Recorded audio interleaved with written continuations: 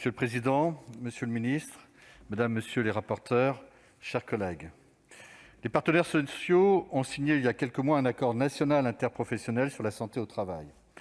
Cette proposition de loi en est la transcription. Elle propose une réforme de la santé au travail visant à harmoniser et à renforcer les actions de prévention des risques professionnels. L'article 1er formalise ce changement de paradigme en renommant les services de santé au travail en services de prévention et de santé au travail. Il convient de rappeler qu'il s'agit ici de structures financées par les cotisations des entreprises. Les consultations des médecins du travail sont très variées, allant des conseils de prévention à la reconnaissance d'inaptitude médicale au travail, ce qui engendre parfois de nombreux mécontentements des salariés ou de l'entreprise, ce qui aussi entraîne des contentieux. Alors moi, je pense qu'il est important que la protection du médecin du travail par rapport au service qu'il emploie soit un sujet fondamental, puisse être davantage renforcé. Le médecin du travail partage son temps entre les visites médicales, les tâches administratives et les actions en milieu de travail.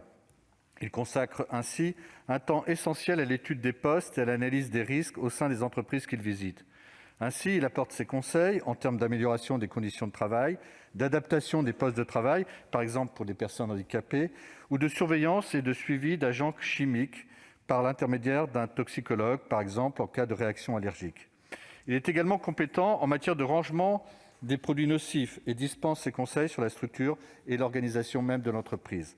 Il a donc par nature un rôle de prévention fondamental concernant aussi bien les risques chimiques et physiques que le suivi à long terme des personnes qui y sont exposées. Sous la responsabilité de l'employeur, il participe à l'élaboration du document unique d'évaluation des risques professionnels identifiés dans l'entreprise.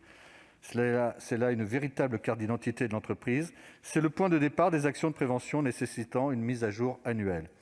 Un amendement adopté par l'Assemblée nationale étend la durée de conservation de ce document à 40 ans au minimum, afin de tenir compte d'effets nocifs sur la santé à très long terme.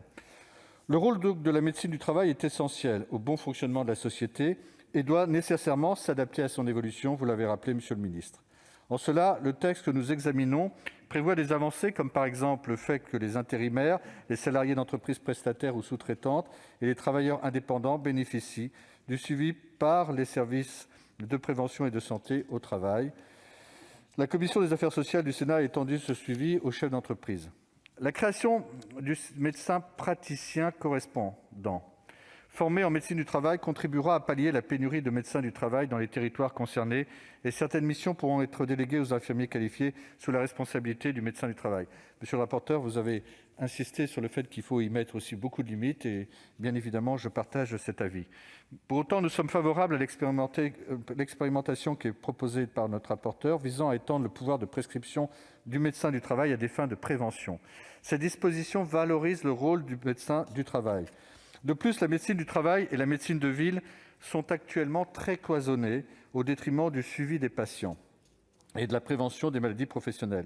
La complémentarité de leurs activités doit être renforcée. Le médecin du travail n'est pas l'acteur du suivi personnalisé d'un traitement, par exemple les bêta-bloquants, ni de l'adaptation de ce traitement. C'est en ce sens que ces prescriptions sont d'ordre préventif. L'acte de soin, ne l'oublions pas, n'est pas du ressort du médecin du travail. Au sujet des vaccinations dont on parle dans le texte, je tiens ici à rappeler que le médecin du travail a déjà cette possibilité, notamment dans la lutte contre la Covid-19, et c'est aussi une belle évolution et qui correspond parfaitement à l'objectif de prévention que souligne cette proposition de loi. Concernant l'accès au dossier médical partagé, la commission des affaires sociales, et ça a été évoqué par ma prédécessrice à ce micro, je pense que la commission des affaires sociales du Sénat a renforcé les garanties de sécurité et de protection des données personnelles de santé des travailleurs et a encadré la transmission des données entre les organismes de sécurité sociale et les services de prévention et de santé au travail. Et c'est vrai que l'accord du patient est essentiel et c'est un point sur lequel nous devons rester extrêmement vigilants. Mais pour autant, c'est aussi une évolution qu'on peut aussi espérer dans un certain nombre de situations. En résumé, ce texte conforte pour nous des avancées. La commission des affaires sociales du Sénat a largement contribué à améliorer et sécuriser les dispositifs qui y sont exposés. Alors c'est pourquoi notre groupe est favorable à cette réforme, partagée avec les partenaires sociaux. Aussi, nous voterons en faveur de cette proposition de loi. Merci, cher collègue. La parole est à